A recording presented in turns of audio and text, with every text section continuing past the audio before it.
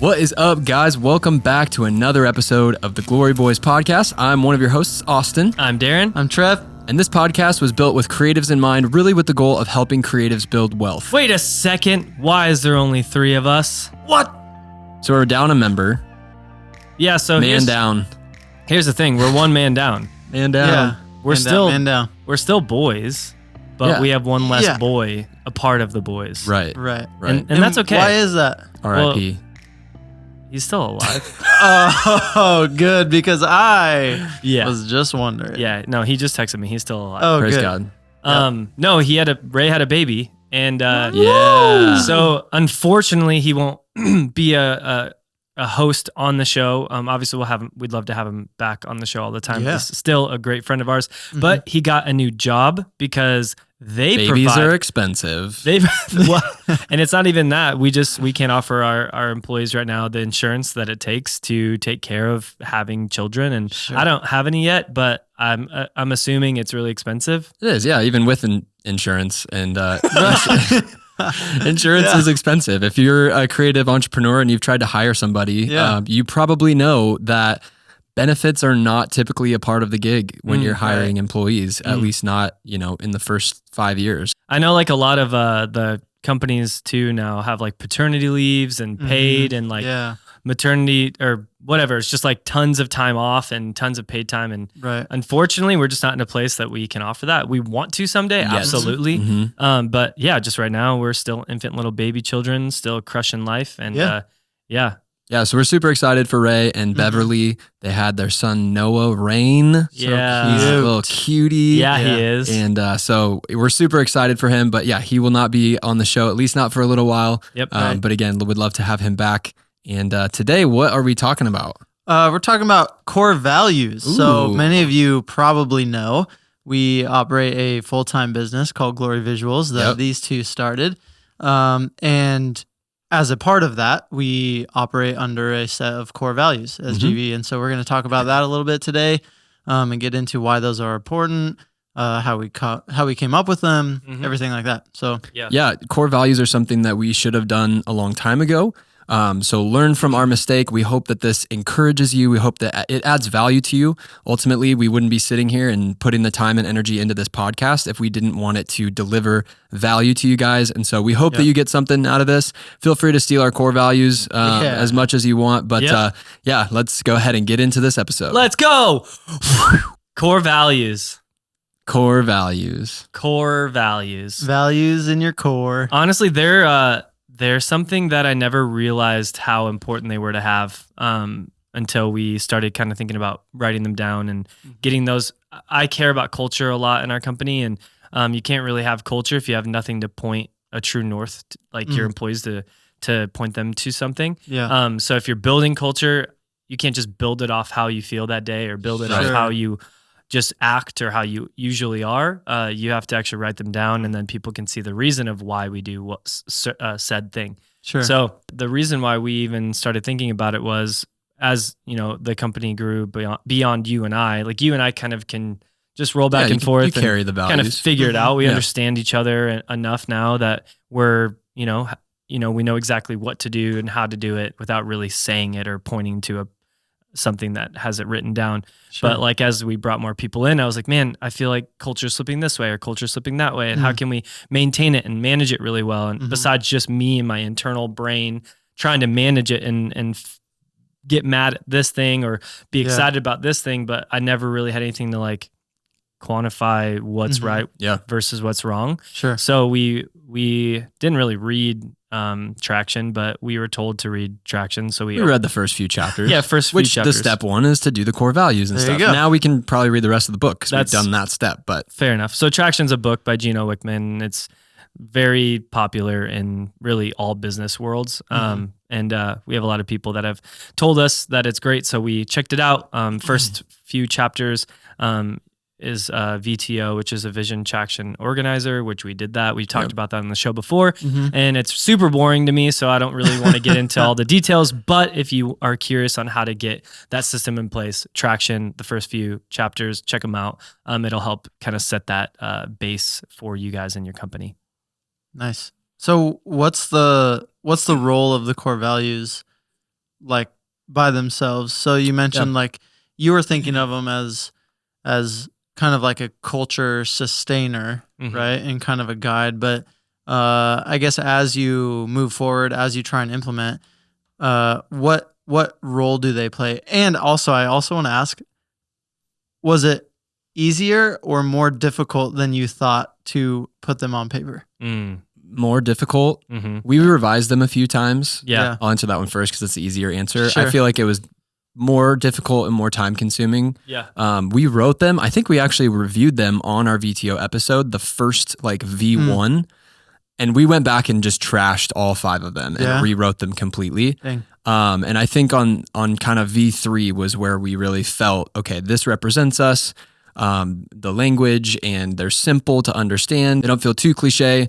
And so, I feel like it was a little bit more difficult, and it was a process of, developing them, the V1 per se, presenting it to the team, getting feedback, taking, we took 2-3 months, I think, in between that, or even more maybe, before we revisited them, rewrote them, represented them to the team, had a discussion and an open conversation about what are our thoughts, until we finally, kind of put the stamp of approval on them, got them printed, put a poster on the wall, and all of that. So I think it's something that it takes time, but you're really you're trying to put words to who you are and who your company, the type of people that it attracts, not only in employees, but also in clients. Because I think that's, to go back to your other question of the roles that it serves, I think it's dual purpose.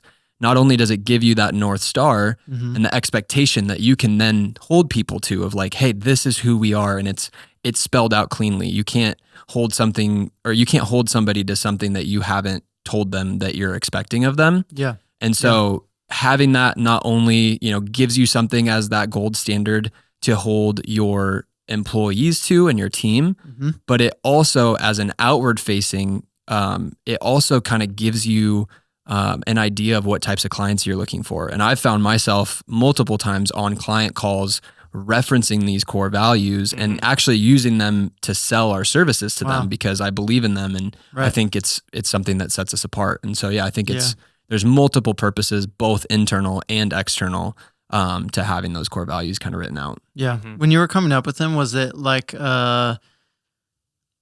did you think or feel like you were trying to have too many, or felt like you didn't have enough, or like what's that? Because I feel like a lot of people are thinking like, oh, they want a magic number, or they want this or that. But I guess explain how you knew, like, kind of when you, even from V1 to V3, when you were dwindling them down, how did you like recognize that sweet spot? They recommend, I think, 3 to 8 in traction or something like that. They recommend not having too many. Sure. And so I think we kind of just tried to like, okay, let's live within that initially. And then I feel like the V3 was really just a complete reapproach because they were worded differently. The first one was like very, I don't even remember like it was like, we're a family. And it was like, okay, but what does that mean? Yeah. And so it was very vague. And so honor each other, like, was one of the ones that we came up with in our final. And like, that's part of being a family, that yes, we may fight, we may disagree, but at the end of the day, we have a level of honor and respect for one another, and we want to serve each other. And so it was really sitting down and like, okay, what are the characteristics that we want our clients to see without us having to tell them? Right. But not only that, how do we interact as a team as well? A lot of them are actually focused internally on how I'm interacting with the team rather than being client facing, but it kind of applies to both types of relationships. Right. And so when we were developing them, I think it was just, we didn't really feel like there was anything to add to the 5 that we came up with. And it just felt like a reasonable number. Yeah. Some companies have like 11, and I feel like that's just really overwhelming. Yeah. Right. And so we landed on 5. Is it 5? It is 5. I just looked. That's what VTO suggests. So it was mostly a recommendation from the EOS system of like, hey, this is what we've found works best for most companies. And it's based off of thousands of different businesses across different industries. And so, Got it. a lot of it was just taking their advice. For me, I'm like, let's like, be nice to each other sometimes, Right. most of the time, like just really vague, like silly ones. And Yeah. then, so we kind of wrote out things that matter to me. And then Austin just helped me like narrow down just in a more of a generalized like statement of something that we can live by. Yeah. That kind of covered those few things. So we lumped a few that the really values or things that we really cared about under like one umbrella of a statement. Yeah, to simplify it. Yeah. I imagine it probably helps with like hiring too, and like future hiring, because then the type of people and the type of characteristics of people that you want to bring on the team, or that would be a good fit or not a good fit. Yeah. So I imagine it goes a long way with that. But let me ask you this too. Can your values change? Should they change? Can they change? Obviously from V1 to V3, that was changing technically, Sure. but maybe more simplifying. What about like 5 or 10 years down the road from now? Can core values change? I think, I mean, I don't see why they couldn't. I mean, we just did a logo rebrand 5 years in, which I didn't think we would do as soon as we did. I think they can be changed, but it's just a balance where you obviously don't want to be switching them up all the time. And I think that's why we put so much time, or had such a long period of time that it took to really finalize them, because we didn't want to have to go back and revise them right away. And so, I feel like at least, the next 5 years we can ride out these core values. And if there's a major pivotal shift in the direction of the company, or there's a revelation of something that's like, I think maybe we would add something to them. Probably more likely to add than take away or swap one. But I don't think there's any reason that they can't be changed, but obviously you want to, like with a logo, the more you switch it up, the less people can recognize what's real. Yeah. And so, being very thoughtful and intentional on the front end, so that you don't have to be modifying them, but then realizing that it can be fluid, I think. Right. Yeah, I think sometimes just like a word on a board can be swapped out and people may not even notice. I really believe that culture's caught, not just taught. So if people just look at a thing on the wall and they're just reading them, like trying to be them, or just, I think you become them just by being in the house or in the office or in wherever, on the shoot. Yeah. And so I think that's kind of where we're at. It's interesting. I was just listening to a guy. I was at a conference recently, and this guy of a huge company is really, really successful. He was talking about how the hiring process and their kind of value system and all of that. And I was like really intrigued, obviously, with us finally getting ours together. And he said that for every 30, he said like over the 33,000 applications he's received in the last year or whatever, he only got 176 employees out of that, because they're so like their whole process is so strenuous. They go through like not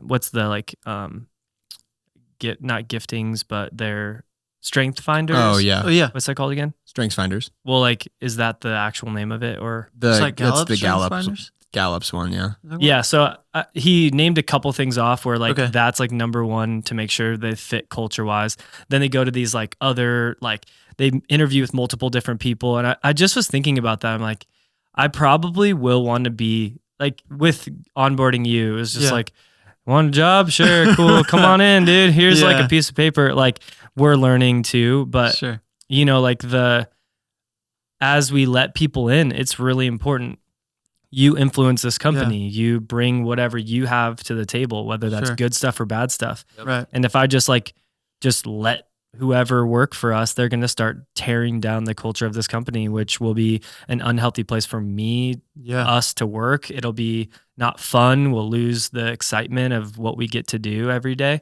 And so for me, it made me think down the road of like, man, when we're going to be, 10, 20, 40 employees, 100 employees someday, I really do want to maybe brush up on how we're approaching hiring on people. Yeah. We don't need a bunch of bodies to fill the seats. We need people that have ideas, that are excited, that love a lot of things that we love, that, there's just a lot of things that I care about that I want to be impacting and influencing this company. And Yeah. so, yeah, it just like opened my eyes to be like, wow, these companies are like crazy how they go through the process of hiring, and they talked about their core values, and they go down the list of like, hey, do these sit with you? Like, does this rub you the wrong way, or does this align with your spirit and Right. your heart? And just like all of that stuff really matters when you're hiring. Yeah, that's great. So I want to get into the specifics of what they are for GV and for our company. So I guess I don't even know if there's a certain order. They're obviously listed in an order out there, but I don't know that one's more important than the other. But one thing I do like, just as an employee, is that we've implemented this core value of the week, which number one is a good reminder of the core values. They're always top of mind so that it doesn't become just a poster on the wall. Right. But then the other thing that it does is self-evaluation and top of your mind. You start recognizing that core value lived out in your day-to-day throughout that same week. And you can identify like, oh, I just did a really good job at X, or, oh, I could have done a better job at X, you know? So it keeps them, it reminds you what they are, but it keeps them top of mind, and you can really see the application. So I've personally really, really enjoyed that. But let's start just with the first one, serve others. And I guess for each of these, maybe we just talk about where it came from, why it's a core value of ours, and maybe how, just briefly, how that's demonstrated in the work that we do. So serving others has always been kind of not a tagline, but just that's always been first, even from following you guys before I even worked here. I think that's very evident to the public eye that GV is there to serve people and not serve ourselves, and it's not about us. So I really have appreciated that. I know I love how you said kind of the I can't remember, culture's caught, not taught. Caught, not taught. Yeah. I love that because it like really is true. And I would like to think I serve others pretty well even prior to getting here, but I can really see the change in my mindset and in my heart, approaching, even outside of work, helping friends, if it's with a video or helping them without. Serving my spouse. You guys are an incredible example of serving your spouses as well. And so I actually really have felt the impact of what it means to embody this core value just by seeing great examples of it around me. Sick. That's great. Yeah. So I've appreciated that, and glory to God for allowing us to act in that way, allowing us to, reminding us of that truth, because ultimately we're here to serve Him above all else. And so anyway, you guys talk about how did that become kind of at the forefront, and why is that so important? I think it's one of the first things we ever talked about on the podcast. We've always talked about giving more value, or giving value first, in disproportion to the monetary gain that you get back. And I think, that was one of the first things early on that we just shared, was this desire to just serve our clients really well and to exceed their expectations. And I think that's been pivotal in the growth and sustainability of our company.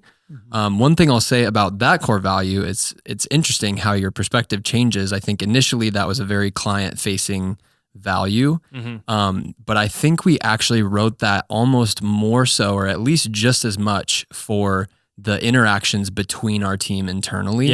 That we could get into a place really easily where, we know that we're serving the client that's paying our bills, but we're not necessarily serving one another as team. We have a unique team in that we have been familiar and really had prior friendships with everyone that we've hired up until this point. And I think that's, to your point, Darren, why we've been able to hire so quickly, is because we knew the person, and we knew, we knew that Trev fit the core values. If he was a random coming in for an interview, so we would have to take them through that to figure that out. But we had already kind of had a preconceived notion of the fact that you already lived out these core values. So just to read the description. So each of these kind of has just a little paragraph, nothing crazy complicated, but for serve others, it says, "It is a true joy to serve." And before I move on, all of our core values are action oriented. So they all begin with a verb, which is just something that we chose. We liked that format. this could be service. That could be the core value. We just chose to have it be an action instead of just a noun. So serve others. It is a true joy to serve. I give without expectation of anything in return, and I think from the lens of the other person, no pun intended. I think from the lens of the other person, company, or clients coming to the table with ideas for their benefit. I am proactive in identifying and solving problems or needs. Yeah, that can literally, like you said, be interactive with us in the office or on set with a client, or just like how we live our daily lives. Yeah. I really think that it just like runs into every part of life. But Yeah. I think of even just hearing that, what's the last line or whatever? I should know it. You should just leave it up. I know, yeah. But the last line, I'm proactive in identifying and solving problems or needs. so like even just the needs part, I thought of like today we had a bunch of people in our studio that rented our studio. Our studio is really cheap to rent. It's like $120. And we provide it with tons of snacks. I brought down a bunch of sparkling waters, and there's food and like whatever. And there was like 9 or 10 kids here. There was like a bunch of moms and dads, and then the film crew that was here. And we're like, hey, like this is just here for you. Right. But like you consumed as much food as you did in the rental. So like, like, because we buy good snacks, like we buy a bunch of nice stuff, and it didn't actually cost that. No, but I'm just saying, like, they cleared us out though. Yeah, they cleared us. Like I was pumped. I came upstairs. Right. I'm like, they ate all the snacks. Nobody like, ever this is eats our awesome. snacks. But why are we all pumped? Because we love serving people. Yeah. We knew that it made a difference in their life. They were hungry. It helped their shoot. And that was the whole point. And so from little things like that all the way to being on set and just listening, I think like having ears to listen to issues, side conversations, like not eavesdropping, but really just listening to what's going on. Who needs something? Is there a frustration? Is there a little fire over there I can put out in 2 seconds by just saying, hey, I did this already, or, don't worry, Bray's coming with this, or, hey, don't worry, we have this coming. Just to continually serve and create an atmosphere that people want to be in. Yeah. Yeah, we used to say it all the time, like bring the bride a water bottle. It's simple. It's not hard to serve others. Right. And that's why when you set these core values and you start reminding yourself, they're not only there to say who you are, but they shape you. If you don't feel like you're currently living out, or your team is currently living out all of the core values that you wish you had, still write those core values. Right. It's not necessarily just this is who I am. It's more this is who I want to be. This is who I strive to be. And as you remind yourself through doing the weekly, core value of the week, as cheesy as that can sound, like it keeps it top of mind. And the more that you keep these things top of mind, it just shapes who you are, because you're in that situation and somebody says something, and in your mind, it's like, oh, I could serve others right now. Or I could, we'll go through the other, I'm not going to spoil the other ones, but they'll come into your mind as I'm on the phone with clients. I can clearly tell them and confidently tell them that like, we will serve you guys and we'll put our full effort into this because we believe in providing we believe in providing more value than we ask in return. And so it just becomes part of your language. It becomes part of who you are. And it's not limited to just the workplace, like Darren said. It's also, it translates right into the edit too. I was thinking about this as we filmed one of our friends' bands the other day. And, the deliverables were like, oh, we just want a couple pieces of content for social, like for TikTok and Reels. And then they wanted like one video for just of the center angle to submit for like a Battle of the Bands thing to like win to play a cruise thing. Anyway, I was editing it this week and I'm like, I already have it all lined up. I have things like, I'm just going to export like quadruple or triple the amount of content because I can. Like it's going to take me a little bit more time, but I know it's going to add tons of value, and it doesn't do any good sitting on my hard drive. I know some people are going to hate me for saying that of like, I just like gave out free content or did extra work, but that's just who we are. That's what we do. Like the center angle that I was working on, we had a bunch of other clips that Trev and Austin and some guys holding camcorders in the crowd were filming, and they wanted it for the single that they dropped. And they wanted a whole video of just the center angle. But I was like, if I have 4 other angles that I can put in and make essentially a live music video, and that's what we did. Yeah. It turned out really sick. And Super sick. it took me like another hour because I wanted to find every single clip that was usable so we can cut and make it really exciting. But it was super fun, and they're just like super blessed by it. And so, it's just, and there wasn't like overtime or we didn't charge extra or we delivered too many videos. Like, it was just like, hey man, here, like, it was awesome to work with you. And now the next time they want to do video, I bet you 1,000,000% they're coming back to us. Yep. 100%. And here's the key with that. Before you get onto the like, well, this is getting you into a really weird position where you're over delivering and you're sacrificing, hold yourself and hold your clients to these core values. Yeah. If there's a client that you can tell just isn't willing to serve you back as a client or isn't willing to honor you, cut that client relationship off. Yeah. We've told clients no more in the last few months than ever before. And I think it's because we have an idea of we don't want the types of relationships that are going to take advantage of our willingness to serve others. Yeah. We want the type of clients that it's a two-way street, that they serve us, we serve them, and it's just a beautiful relationship over time. And so you just have to be conscious of that. Like with everything, doing things for exposure, doing things for discounts, you have to have a level of awareness of who the client is and if it's worth it. And for this client, like it made sense. And so you kind of get a feel for that as well. But again, using those core values as the northern light for your clients. What's the next one? Honor each other. Honor each other. Yeah, do you want to read that one? Yeah, I'll read this one. I need my coworkers and my coworkers need me. I am able to set aside my personal preferences or opinion to show honor and serve the mission and vision. That one could be that's humbling. It is. It can humble you. And I have to remind myself of this one. I'll leg sweep you. They will. Yeah.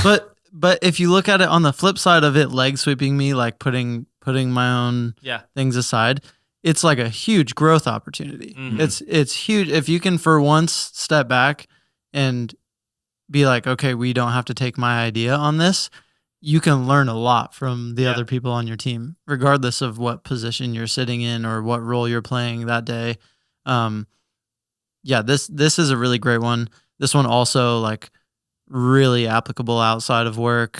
It's applicable to clients, applicable to us as a team, which I think just is a testament again to how well you guys kind of crafted this and the intentionality and thought that you put into it. But honor each other. Yeah, that's another one that I see really clearly that I've learned a lot about what that means just from being here and what it actually means to honor.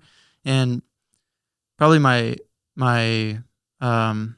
favorite aspect of honoring that maybe wasn't top of mind before when I would just think of how you honor people, but this is honoring people when those people aren't in the room. And this is honoring clients when you're talking about them to other people, or whether that's information you should keep to yourself or sharing about the team or whatever it is. It's are you going to honor somebody with the way you speak about them and talk about them when they're not there, when they're not around? And so I love that particular application of this value. And again, bleeding like into our team, I just think we do a really awesome job with that. Yeah, I just saw a fly. Stupid fly. We're all fly hunters on this show. Us for the last 30 minutes. I'm going to get him. It's got our absolute number. All right, before we get distracted by the fly, I think one thing I wanted to point out about honor each other, this could very easily be abused by leaders. And I think this value is abused by leaders all the time of like, it's very much a one-way street of like, you need to put away your personal preferences to be able to submit to me. And that's not at all the way that we wrote this, because if you're not willing to be challenged as a leader, if you're not willing to, as the quote unquote boss, put your preferences aside and be able to take somebody else's advice or to be able to listen to your team member or let someone else have an idea. And that's something I'm not perfect at.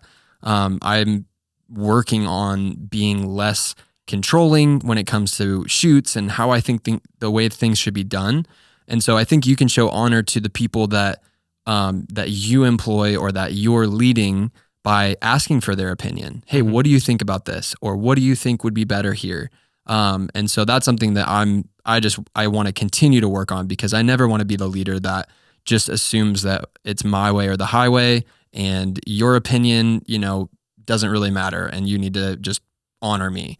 Yep. And so that was just one thing I wanted to point out, because I know the cynics out there are thinking like, oh, well, that's easy for you to say. And that's what I would be doing. And Right. so, and I've been in those relationships before where I felt like whenever I had feedback that I either couldn't bring it to them because it would get just shut down, or like I couldn't challenge the way things were done because there was a level of like, well, if you honor me, then you would just respect the way that it's done. Yeah. And so just want to clarify on that one. Right. And one easy way to honor someone is listening to them, just giving them a chance to give, their thought process or their reasoning behind something. So, maybe there is a way that it should be done, or a better way. And, you've suggested that, but at least taking the time to say, hey, what do you think about this?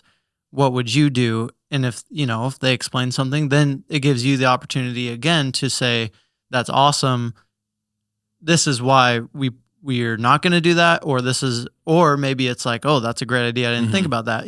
Sure. Just listening to people is a super easy way to honor them. Yep. It's great.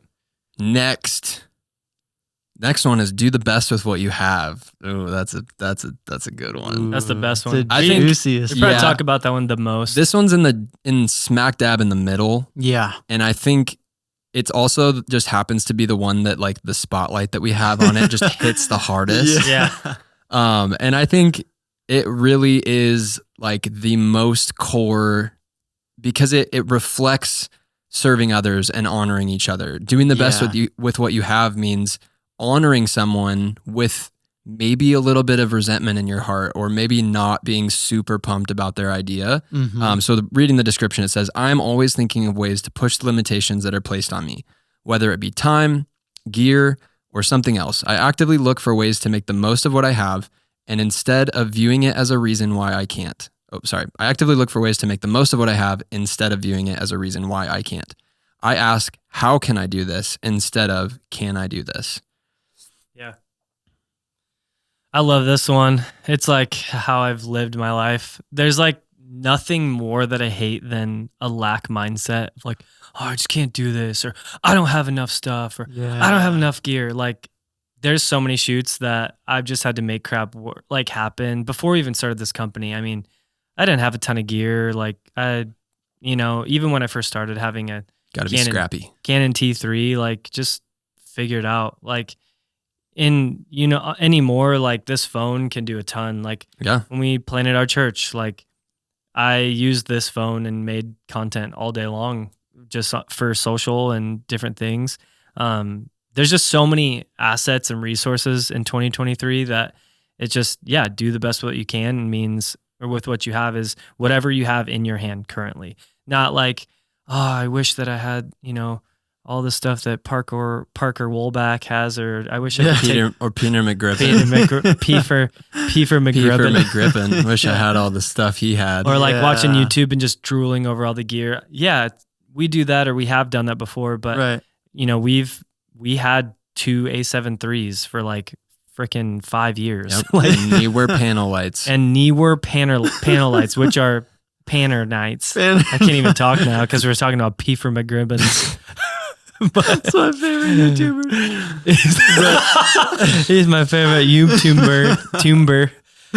Anyway, that's an inside joke. But saying like, you can take whatever you have and make the most of it, and then you start making money and you save it, and then you buy new gear. That's what we did, and we didn't take out some crazy huge loan to buy a bunch of stuff up front to look cool on social media. No, every time we get something cool, we post it on social media. Yeah. And then just move on with life. And then we get something new and post it. And, it isn't super often, or, we've had the same lens kit since we started this company. We have since bought a couple other lenses, but I mean, we've rented stuff and we play around with different things, but we don't move on buying things quickly. We like to test things. We usually see other companies that are doing things really well, and then we're trying them out because they're a fraction of the price. And so we're super rooting for all the underdogs, and it's all paid off, and it's all perfect timing. But we've always lived by that, is doing the best with what we have, because what's the point of starting a company being just pissed off already because you don't have the right gear or the right camera, or you have jealousy or envy set in right away. So you're not going to create anything. You're not going to be creative. You're not going to have a great spirit about what you're doing. And so there's no point. Like, just don't do it. Don't start. If you think you need gear to start a company, then you probably just should stop, because there's an endless amount of gear. There's an endless amount of lighting. There's an endless amount of lenses and tricks of the trade and all of the things above. Like, you can always get more, but what do you have right now? What can you do? Just do the best with whatever you have right now. Yeah. That bleeds like good stewardship into everything else in your life. And if you know how to not only use what's at your disposal, you know how to take care of it as well. Yeah. And so it's great. That's an important component. Yeah. Treating what you have with respect. Oh man. Not with contempt. And I need to remind myself of this value, I think, now more than ever, because like you said, we have awesome gear now. Yeah. Like, we've got sick lights and an FX6, and like, I'm extremely grateful every time I hold the FX6. I'm like, I feel like I shouldn't have this camera, because for so long we just made it happen with what we had and the basic stuff that we had, which is still awesome. How big can we build out the A7 III to make it feel like a big cinematic camera? It's one of the OGs right here. Yeah, dude. OG lens, Old OG faithful body. And if I had to go back and film only on that, like, we would do it. Right. Yeah. I wouldn't be super stoked about it. Having tasted something different. Tasted and seen. Yeah. But yeah, I think it's even more important to remind ourselves, not only when we're just starting out and have humble beginnings, but when we look back and we're like, wow, look at all of this amazing stuff that we've been able to acquire. Yep. Now, how can I make the best with this? Because now we're able to do our best with what we have now should be significantly better than our best with what we had then, because what we have now has increased greatly. Yeah. I'm getting like all fired up back here, because I'm literally thinking about this. Like you were saying, taking care of it. Yeah. Dude, if you only have an iPhone and an Osmo gimbal, like, clean your iPhone. Yeah. Make sure it's like not bombarded with a bunch of stuff. Like, take care of it. Clean your lenses. Like, buy cases for your gear. Like, there's such a massive, I don't even know how to explain it. Like, the mindset around just like taking care of the things that you are blessed with. Yeah. Yeah, I don't even know how to I don't get how people can like abuse their gear. I mean, unless you're like, you make enough money, you don't really care. The type of work that you do just calls for it. I get that, but this is just a little like rabbit hole, but we're just going to do it. Yeah. So like because I'm generous with my things, and my whole life I've always like gifted out things or let people rent them or borrow them, or not even rent them, just use them. Right. But they would always return more scratched.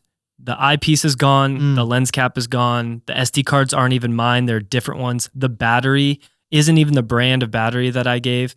And I'm like, this is insane to me. Yeah. Like, if I were to borrow someone's stuff, if anything, I'm buying them an extra like an extra lens cap or an extra battery, or giving them maybe a SD card or something because of what they were allowing me to do. And it's bizarre to me. Like, that A7 III right there doesn't have an eyepiece, and that's not from our team. Right. Like, you know what I mean? It's just, it's just crazy to me. And so just take care of your stuff. Like, yeah, you're going to misplace things or accidents happen. Sure. Austin drops cameras all the time, but like, hey. Well, no, not all the time. I dropped that monitor and broke it. Come on, man. See, we all drop stuff except for me all the time.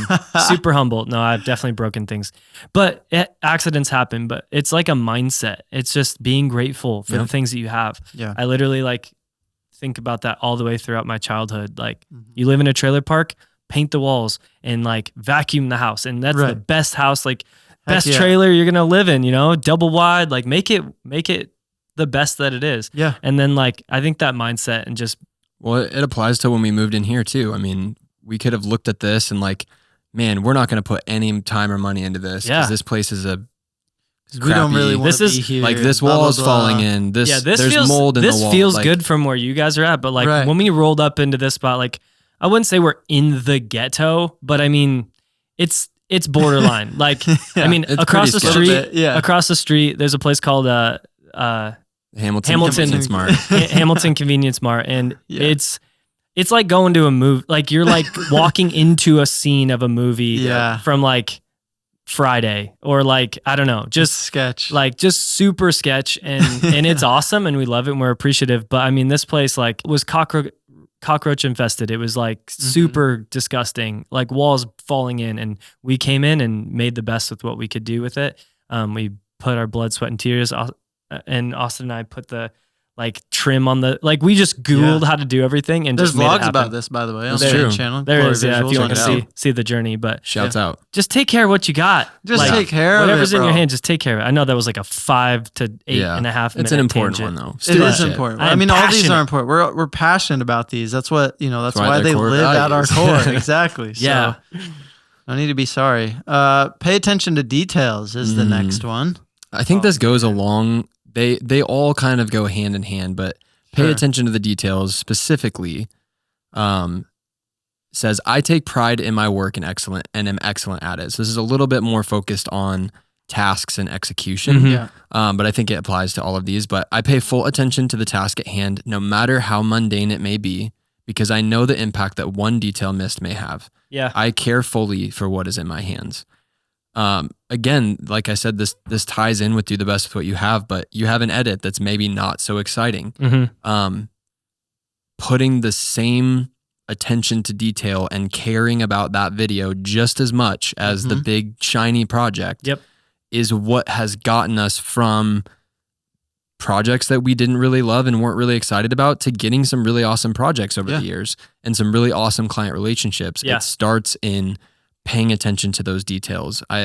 We were traveling through all of the Midwest, Trev and I, these past 2 days. We just got back last night. And it's just funny to me, like when you get out into these small towns, and it's not necessarily just small towns, but like I walked into the bathroom at this convenience store and it's just like the poop, the vanity is literally like rotting, and the soap dispenser, like the wallpaper behind it is just like gone completely. Yeah. And like all of this stuff. And I get like maybe they don't have the money to fix it, but I feel like that's not the problem. It's just Right. that they don't even notice that that's an issue. No. And if you are someone who cares about excellence and wants to take care of your clients and do the best with what you have and honor and show service, paying attention to the details is imperative, really. And it's from everything to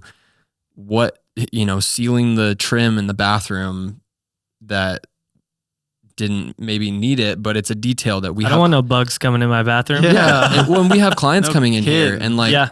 if we were just sloppy with the details, not only would things slip through the cracks, we'd have people mad at us. We'd have clients bail because we weren't communicating or we weren't keeping track of things like we should have been, or we're double booking things. Like it bleeds into everything. Yeah. And it ultimately people notice that if you're not paying attention to the details, and it'll lose you work. Yeah. For sure. I would say practically in your edit too. Some people, I don't know, it's like that back and forth thing where, that 10% or what's the gap, like the 25% that they won't notice if it's worse or better, Sure. or whatever. I've always been like against that. I've always been just do the best. Like if this clip can be a little bit shorter and more stable and, better looking, or composition could be better, or scrub to later in the clip because it's more compositionally, just something like that, like those little things that people don't naturally notice, but I do. We've all exported a project where there's a black frame left in the project, and you're like, you send it and you're like, frick. Like, thank God you can just like replace it on like Vimeo and just tell them to like figure it out, or they'll re-download it. But there's times where that stuff happens, but I would say for me, like every frame matters. Like I just care about every frame. And so I'm looking through, when we are doing the edit, I look through every single clip So I've seen every single clip that you guys shot at that Beachmont concert. Right. Because I Which looked was through every a frick ton with the camcorders, with the 3 different cameras. Like there was 5 It's a angles lot of clips. and like 2 hours of footage. I need to work on this one because I'm usually like I don't do nearly as good of a job. So as I you know with, like, that scrubbing I do everything. that because so that's why typically I'll sit down and look at the final edit before we export, because I know if I don't love the shots in the final edit, I'm going to find better shots. Right. Like I'm just going to. This shot is stupid. Like we're just going to replace it or delete it and hold on to this one longer. Like those are the things that I care about. They're probably a little bit too obsessive or too much, but if like the drone shot is pulling out and it's really pretty and there's that one frame of the drone stopping or like whatever. Oh yeah. Everyone and their mom that flies drone leaves that crap in it's there. horrible. Stupid. When they like turn mid shot, Yeah, dude. Like the whole drone change directions. It like it makes me want to throw up everywhere. Yeah. No, I'm being really dramatic, but here's the thing. We fly really great drone and we crush, and I'm never ever going to put a piece of freaking shaky drone or turning or like pulling out but then start tilting like mid shot. No, like do it all at the same time. It's fluid, clean. Have somebody be sucked into the film and get excited about it. And that's why I think every frame matters, because if something happens, I want them to watch it and them to not see anything at all. They just want to be, I want them to be sucked into the song, the vibe, the feel, and watch it be like, oh my gosh, that was amazing. Right. I never want them to be jarred out of the purpose of the video because I was being lazy in the edit. And so that's where when you read that core value, I literally saw me sitting down and editing. Yeah. Because that's where that was birthed out of. Yeah, I heard one time, I don't remember who quoted this, but Confucius. You don't want your clients to notice your edit. Right. Like you want them to get to the end of the video and not have had a conscious thought about the way you cut something or the way you edited something. And it's the same with audio. And it goes into, all the tricks that we've figured out of how to work around Final Cut's crappy audio abilities. That, you don't want people to notice that you cut here or notice your edit. You want them to just be immersed in it. And so, pay attention to the details. Yeah. The last one. Dun, dun, dun. And the least important. Be just kidding. Grateful. Be grateful. Yeah. Be grateful. This one I feel like is more for my own health, because you can I know I'm preaching to the choir here, but you can so easily get into a lack of gratefulness, and social media makes it so easy with comparing to other people or comparing your clients to other clients or to other people's clients. And if you root yourself in gratitude and just think, it says, thank God for us. I mean, that's obviously who we're grateful to, right? Is we thank God for all of the experiences and all of the clients that we've had, even though not all of them have been necessarily good for us or have worked out. We've learned something from each of those. And I think having that posture of gratitude, it causes you to think differently when things don't work out. It causes you to approach clients differently. And it really, it bleeds into all these other ones, but I think it's ultimately for our health. And just, staying sane. Yep.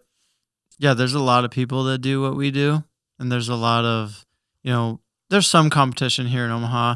Obviously, there's the huge hubs of LA and New York that, there's people like us there. There's people that do it at a higher level, lower level, whatever. But yeah, comparison really is the thief of joy. It will put you in a really horrible spot if that's all you can focus on is what other people have and what you don't have. Or honestly, it puts you in a bad spot too if you focus on what you do have and you're looking down on others who don't have what you have. Right. So just a genuine heart of gratefulness, and for us it's being grateful for what we have, but it's mostly being grateful to the one who's given us. And that's what that's what all these really stem from for us, is our faith. And pointing back to who the God that we serve is and his goodness and his faithfulness. So, Yeah. I think just to kind of wrap up, at least for my final thoughts on our core values, I think what sets these apart is that it's like one cohesive picture. It's not a jarring list of like this matters over here and this matters over here, and there's not really one setting where one applies and then a different setting where another one applies. Sure. It's very cohesive. If you're doing one, you're hopefully doing another one, at least one other one. So I love how it's intuitive. I love how it impacts our lives outside of work. This is kind of the picture of who we want clients to see when they look at Glory Visuals as a whole. But that can't happen and won't happen unless each one of us inside has full commitment to each one of these. And I think that's what makes us special is we do. And it's like, we're a small team, so maybe that's easier than getting, hundreds of people on board with it. But again, it goes back to hiring and making sure the right people are inside your walls. And if every person embodies these, and on the days where they don't, if the other ones are holding those people accountable, that's really how you get the maximum stretch out of your core values and the maximum impact out of your core values, I think. And I feel really, really, really lucky to be in a place that cares about these things and specifically these values. Same. Yeah, I think that's why it's so important and why I wish we would have done even sooner. But I mean, I don't think we did it too late. It's never too late. Yeah. But it is, the earlier the better. The earlier that you can spell this out before you have multiple employees and you realize actually there's kind of a gap here in values, and there's some people in our organization that don't necessarily live out these values. Doing it sooner can help you avoid hiring those people, and doing it now can help you know when to fire those people. And so our encouragement would be begin the process and take it slow. It doesn't have to be something that's tomorrow you have these all defined and written out. Start jotting ideas down, start building that V1, sit on it, present it to some people, present it to some other business owners around you, people in your circle that you've allowed to speak into your life. Obviously being careful with those people, who those people are, like we've talked about in past episodes, who you let into your circle, but share your core values with those people that are in your circle and allow them to give you feedback and challenge you or speak into those. And ultimately just try. It's a striving. It's something that is a lifelong journey of I have not arrived at any one of these. It's an active daily choice that I want to be and embody all of these core values. Encouragement time.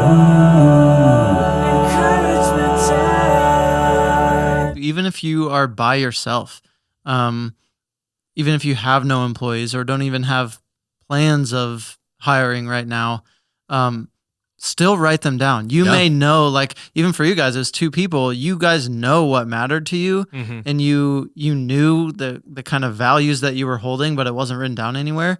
Write those down, because the other thing that does is holds you accountable to them. And then sure, when it is time to hire, if you're going to hire, you have those already ready to go and you can kind of use that as the check. But again, it's like a selling point too. Maybe it does get you more jobs. If you're able to take a meeting with a client and you sit down and maybe you talk about the job, and if you are capable of delivering that, but you start pitching some of these core values of why you think you're the best at it because you have them written down, even though you're a solo show, that could be the difference. That could be the difference for you. So I would encourage you also, if you are by yourself and you don't think, well, I don't have a company to like apply core values to, no matter what you do, like you do have a set of core values, whether or not you know it. And so I would encourage you to identify those, write them down. And again, to Austin's point that I loved earlier, even, your core values aren't just what you think you are right now. Your core values are really who you want to be and the characteristics you want to carry. For sure. And so just keep that in mind when you're doing that. Well, thank you guys so much for tuning in to the Glory Boys podcast. We hope that this was encouraging. I know some of it gets a little long-winded, but this was a very passionate subject for us. Obviously, as you can tell if you made it to the end. But yeah, hopefully this inspires you to write core values. Get some things jotted down. Maybe read the first few chapters of Traction. Just take a step. If you're really passionate about starting a company, these are some fundamental steps that you have to take when starting a company. If you want to catch up with us on social, if you want to keep up with us on social, find all the golden nuggets of these episodes, follow us on Instagram at The Glory Boys Pod, on TikTok at The Glory Boys Podcast. Our main channels for the company that we've been referencing the whole time is on Instagram at Glory Visuals, YouTube at Glory Visuals. You can find us anywhere. This podcast drops on Spotify, Apple, anywhere else you can find to watch or listen the podcast. And thanks for joining us. We will see you in the next episode. And go follow us because you're cool. Subscribe, like.